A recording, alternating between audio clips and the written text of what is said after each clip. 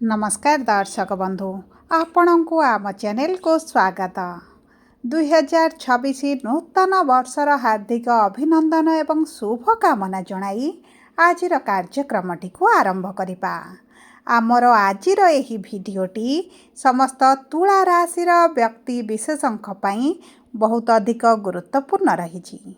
सेतिपई आपण धैर्यर सहित भिडियोटी को शेष पर्यंत देखंतु एवं निजर व्यस्त बहुल समय मध्यरु 10 मिनिट समय आपण निज पई दियंतु एवं निज भविष्यत विषय रे जानंतु एवं जानिबा परे निज जीवन रे नूतन पदक्षेप नेबा आरंभ करंतु। देखंतु एही भिडियो रे आपण सही 6टी भविष्यतवाणी विषय रे जानिबे जहा 2026 रे हेबाकु थिबा ग्रह मानकर गोचर अनुसार आपणक जीवन रे निश्चित घटिबो एवं आपण लेखि रखंतु यह संपूर्ण सत्य अटे जे आपणक जीवन रे 2026 रो एही सब तारीख गुड़िक एही सब मास गुड़िक गुरुत्वपूर्ण घटना मान निश्चित भाव में घटिबो जहाँ आपणकर भाग्य को भविष्यत को परिवर्तन करिबो। किंतु सर्वप्रथमे जानी रखिबा अत्यंत आवश्यक जे समस्तंकर जन्म कुंडली भिन्न भिन्न होइथाए एवं पूर्व जन्मर कर्म अनुसार एही जन्मर कुंडली प्रस्तुत होइछि। सेतिपई आपणक कुंडली अनुसार आपणक जातक अनुसार आपणक जीवन रे जहाँ घटिबार थिबो ताहा निश्चित घटिबो। किंतु धर्मशास्त्र एवं ज्योतिष शास्त्र साहाय्य आपण भविष्यत रे हेबाकु थिबा घटना विषय रे आगरु जानि परिबे एवं प्रतिकार मध्य करी बड़ घटना को छोट करि परिबे। ता सहित देखंतु ग्रह मानकर गोचर जहाँ समस्त ब्रह्मांडर गोचर करुछंती से माने आम समस्तक जीवन रे बड़ प्रभाव पकाई थांती। किछि ग्रह मानकर गोचर राशि परिवर्तन आम मानक शुभाशुभ फल देबा पई प्रतिज्ञाबद्ध होई थांती एवं किछि ग्रह मानकर गोचर मध्य अशुभ फल प्रदान करि थांती। सेतिपई एही 2026 रे आपण देखिबे आपणक जीवन रे बड़ परिवर्तन आसीबो। किंतु परिवर्तनटी खराब प्रभाव पकाइब ना भल प्रभाव पकाइब ताहा जानिबा पई आपण भिडियोटी को शेष पर्यंत देखंतु एवं शेष पर्यंत देखिले आपण निश्चित भाव में जानि परिबे कोन रहिछि एही 6टी भविष्यतवाणी जहाँ 2026 रे आपणक सहित निश्चित भाव में घटिबो। किंतु भिडियोटी आरंभ करबा पूर्वरु जदि आपणकर भी तुला राशि होइथाए एवं आपण भी ईश्वर को आंतरिक भक्ति एवं विश्वास करती तेबे भिडियोटी को लाइक करतु। कमेंट बॉक्स रे जय जगन्नाथ जय माँ लक्ष्मी अवश्य लिखि दियंतु। ता सहित आम सह जोगाजोग करिबा पई भिडियोर मध्य भाग रे एक व्हाट्सएप नंबर टी दिया जायछि जो नंबर साहाय्य आपण आम सह जोगाजोग करी निजर नूतन कुंडली प्रस्तुत करें कुंडली विश्लेषण कराइपारे किंबा आपणकर चाकरी विवाह व्यवसाय प्रेम संपर्क शिक्षा स्वास्थ्य को नहीं किसी समस्या रही ताहार सहजरे एवं स्वल्प मूल्य रे समाधान करें। सेथिपाई आपण आम सह भिडियोर शेष पर्यंत जोड़ी होई रहंतु। एबे आसंतु भिडियोटी को आग को बढ़ाइबा एवं सही 6टी भविष्यतवाणी विषय रे जानिबा जहाँ 2026 रे घटिबा पई जाउछि। किंतु आपणकर ध्यान देई बुझेबार अछि जे केउ क्षेत्र गुड़िकर एही परिवर्तन गुड़िक आसिबो आपणकर शिक्षा रे ना कैरियर रे ना प्रेम संपर्क रे ना वैवाहिक संपर्क रे ना आपणकर स्वास्थ्य रे। सेतिपई आपण टिके ध्यान रे देखंतु एवं बुझंतु। एबे सर्वप्रथमे आसंतु जानिबा आपणकर राशि रे माने तुला राशि रे ए नूतन वर्ष आरंभरु नवग्रहंकर स्थिति टिके भले रहइबा। देखंतु आपणकर द्वितीय गृह रे बुध तृतीय गृह रे मंगल सूर्य एवं शुक्र पंचम गृह रे राहु षष्ठ गृह रे शनि नवम गृह रे देवगुरु बृहस्पति एवं एकादश गृह रे केतु विराजमान करिसंती जहा फल रे सेही गृह गुड़िकरे सेमानकर प्रभाव अधिक रहिबो। तेबे सर्वप्रथम भविष्यतवाणी हेउछि जहा आपणक जीवन रे घटिबो ताहाला शनि आपणकर षष्ठ गृह रे अछंती एवं आपणकर चतुर्थाधिपति एवं पंचमाधिपति होई षष्ठ गृह रे विराजमान करिसंती एवं गुरुंक राशि रे मध्य रहिसंती।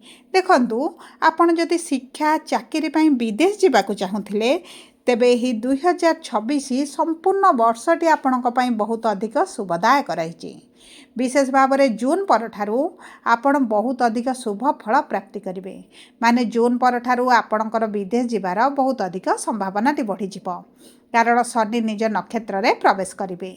जदि आपण शिक्षा संबंधित किसी बड़ निष्पत्ति नापी चाहूले तेबे आपण बहुत अधिक शुभदायक रहिबो, कारण षष्ठ भाव में शनि शुभ फल प्रदान करिथांती। एवं एही वर्ष आपण निश्चित भाव में किछि दिन पाई मध्य आपण विदेश यात्रा करि पारंती, निज जन्म स्थान ठारू दूर को जाई पारंती एवं आपण बुलिबा पई हेउ, चाकरी पई हेउ, व्यवसाय पई हेउ, जेकोसी कार्य पई आपणक जन्म स्थान ठारू आपणक दूर को जिबाको पड़ी पारे।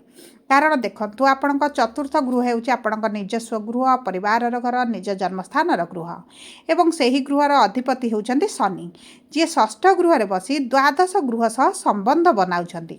एवं द्वादश गृह हेउची आपणकर विदेश गृह, दूरयात्रार गृह। तेणुकरी आपणकर किछि दिन पाई विदेश जीवार बहुत अधिक संभावनाटी बढ़ी जाउछि। जदि आपणकर पूर्वर किछि अभिलाष थिला विदेश जीवा पाई, दूर रे रहिबा पाई, घर ठारू दूर रे शिक्षा प्राप्ति पाई, चाकरी पाई, तेबे आपणकर ताहा पूरण होई जिवो। एबे आसंतु जानिबा द्वितीय भविष्यवाणी विषय रे।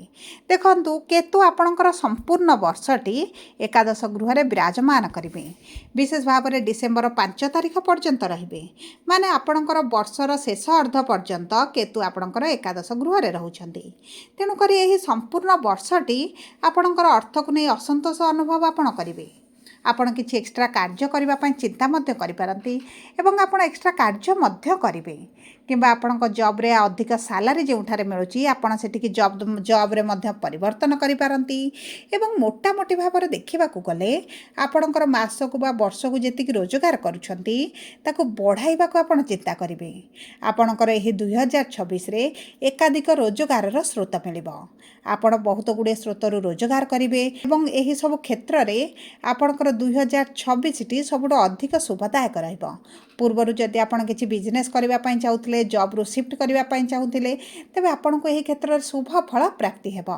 तेणुकरी आपण दुई थर चिंता न करी जदि आपण किछि परिवर्तन करबा चाहूछंती तेबे आपण करि नियंतु, एहा आपणक पई शुभदायक रहिबो। एबे आसंतु जानिबा तृतीय भविष्यवाणी विषय रे। देखंतु गुरु आपणक भाग्यर गृह रे जून मास 2 तारिख पर्यंत रहिबे एवं आपणक राशि को तृतीय भाव को एवं पंचम भाव को दृष्टि प्रदान करेंगे।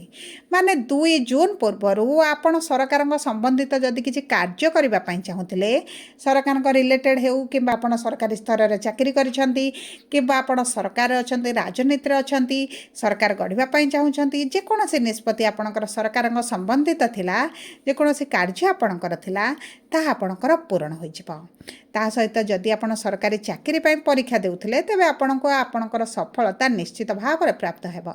शिक्षा क्षेत्र में जून पूर्व बहुत अधिक शुभ फल प्राप्ति हेबो। विशेष भाव में जदि आपण विद्यार्थी अछती तेबे किछि ना किछि शुभ खबर आपणको निश्चित भाव में मिल जिवो। कि जदि आपण किछि उच्च शिक्षा पई किबा शिक्षा संबंधित किछि अभिलाष आपणकर पूर्व रहितला ताहा मध्य आपणकर पूरण हो जिवो। एबे आसंतु जानिबा चतुर्थ भविष्यवाणी विषय रे।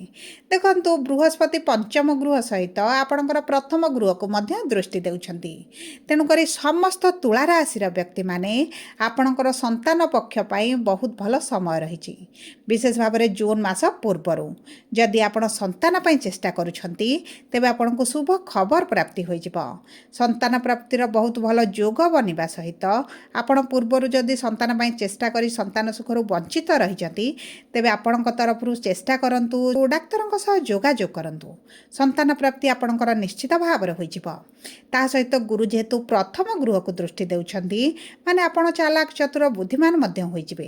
निज कार्य को किभली बहुत सहजरे करिवे सेही कार्य मध्य आपण बहुत भल भाव में बुझीदेवे एवं करबा मध्य आरंभ करिवे। एवं जदि आमे देखिबा आपणक प्रेम संपर्क तेबे 2025 रे जो सब समस्या देखुथिले सेतिरे धीरे धीरे सुधार आसीबो, कारण गुरुंकर दृष्टि आपणकर पंचम गृह वा प्रेमर गृह को रहिबो। किंतु राहु जेहेतु पंचम भाव में अछंती आपणकर मनमालिन मतभेद झगड़ा मध्य पूर्वर किछि ना किछि रहुतला, किंतु जून मासरू अक्टोबर मास मध्यरे आपणकर संदेह झगड़ा द्वंद्व मनमालिन मतभेद भली परिस्थिति अधिक देखाजिब। ब्रेकअप भली परिस्थिति मध्य सृष्टि होई पारे। सेतिप्रति आपणको बहुत अधिक ध्यान देबाको पड़िबो।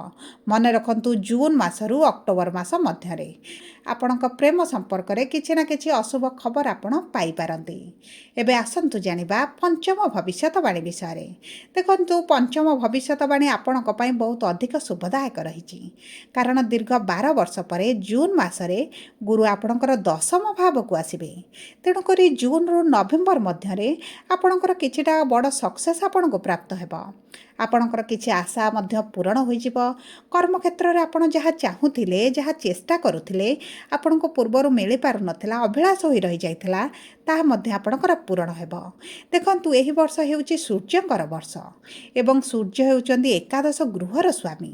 ମାନେ ଆପଣଙ୍କ ରାଶିର ଏକାଦଶ ଭାବଟି ଆକ୍ଟିଭ୍ ହେବା ପାଇଁ ଯାଉଛି ଏବଂ ଏକାଦଶ ଭାବ ଯେହେତୁ ପ୍ରଫିଟ୍ର, ମନସ୍କାମନାର ଗୃହ, ଅଧିକ ଇନକମ୍ର ଗୃହ, ଇଚ୍ଛା ଅଭିଳାଷର ଗୃହ, ଆପଣଙ୍କୁ ପ୍ରଫିଟ୍ ବଢ଼ିବ, ଅଭିଳାଷ ପୂରଣ ହୋଇଯିବ, ଅଧିକ ଇନକମ୍ କରିବା ଆରମ୍ଭ କରିବେ। କର୍ମକ୍ଷେତ୍ରରେ ଜବରଦସ୍ତ ସଫଳତା ଆପଣଙ୍କୁ ପ୍ରାପ୍ତି ହେବ। ଯଦି ଆପଣ ଚାକିରି ପାଇଁ ଚେଷ୍ଟା କରୁଛନ୍ତି, ତେବେ ମେ କିମ୍ବା ଜୁନ୍ ମାସ ବେଳକୁ ଚାକିରି ପ୍ରାପ୍ତି ଆପଣଙ୍କର ନିଶ୍ଚିତ ଭାବରେ ହୋଇଯିବ। ତେଣୁକରି କର୍ମକ୍ଷେତ୍ର ପାଇଁ 2026 ତୁଳା ରାଶି ପାଇଁ ବହୁତ ଅଧିକ ଶୁଭ ସମୟ ରହିଛି ଏବଂ ଏହି ସମୟରେ ଆପଣଙ୍କ କର୍ମ, ଆପଣଙ୍କ ଚେଷ୍ଟା ବହୁତ ଅଧିକ ପ୍ରାଧାନ୍ୟ ଦେଉଛି। ଆପଣଙ୍କ ଚେଷ୍ଟା ଜାରି ରଖନ୍ତୁ, ଏହିଭଳି ସୁଯୋଗ ଆପଣଙ୍କୁ ଦ୍ୱିତୀୟ ଥର ପ୍ରାପ୍ତି ହେବ ନାହିଁ। ଏବେ ଆସନ୍ତୁ ଜାଣିବା ଷଷ୍ଠ ବା ଅନ୍ତିମ ଭବିଷ୍ୟତବାଣୀ ବିଷୟରେ। ଦେଖନ୍ତୁ, ଶନିଙ୍କ ଦୃଷ୍ଟି ଦ୍ୱାଦଶ ଭାବକୁ ଏବଂ ତୃତୀୟ ଭାବକୁ ରହୁଛି। ମାନେ ଆପଣ ଯଦି ଅନଲାଇନ୍ ରିଲେଟେଡ୍ କିଛି କାର୍ଯ୍ୟ କରୁଛନ୍ତି, ଅନଲାଇନ୍ରେ କାର୍ଯ୍ୟ କରୁଛନ୍ତି, ସଫ୍ଟୱେର୍ କରୁଛନ୍ତି, ଇନଫ୍ଲୁଏନ୍ସର ଅଛନ୍ତି, ସୋସିଆଲ ମିଡ଼ିଆରେ ଅଛନ୍ତି କିମ୍ବା ଯେକୌଣସି ଅନଲାଇନ୍ ରିଲେଟେଡ୍ ଆପଣଙ୍କର କାର୍ଯ୍ୟ ରହିଛି, ସେଥିରେ ଆପଣଙ୍କୁ ବହୁତ ଅଧିକ ସଫଳତା ପ୍ରାପ୍ତି ହେବ। ଆପଣ ଯଦି କିଛି ବୈଦେଶିକ ମୁଦ୍ରା ରୋଜଗାର କରୁଛନ୍ତି, ଆପଣଙ୍କ ରୋଜଗାରରେ ବଢ଼ୋତୀ ହେବ। ତାହା ସହିତ ଆପଣ ଯଦି କିଛି ଏକ୍ସପୋର୍ଟ ଇମ୍ପୋର୍ଟରେ କାର୍ଯ୍ୟରତ ଅଛନ୍ତି, ତେବେ ମଧ୍ୟ ଆପଣଙ୍କୁ ଶୁଭ ଫଳ ପ୍ରାପ୍ତି ହେବ। ଦେଖନ୍ତୁ, ଜୁନ୍ ମାସ ପରେ ଅନଲାଇନ୍ ରିଲେଟେଡ୍ କାର୍ଯ୍ୟରେ ଆପଣଙ୍କୁ ନିଶ୍ଚିତ ଭାବରେ ଆକାଶ ଛୁଆଁ ସଫଳତା ଦେଖିବେ। କିନ୍ତୁ ସବୁ ପରେ କାହା ଉପରେ ଆପଣ ଅଧିକ ବିଶ୍ୱାସ କରନ୍ତୁ ନାହିଁ।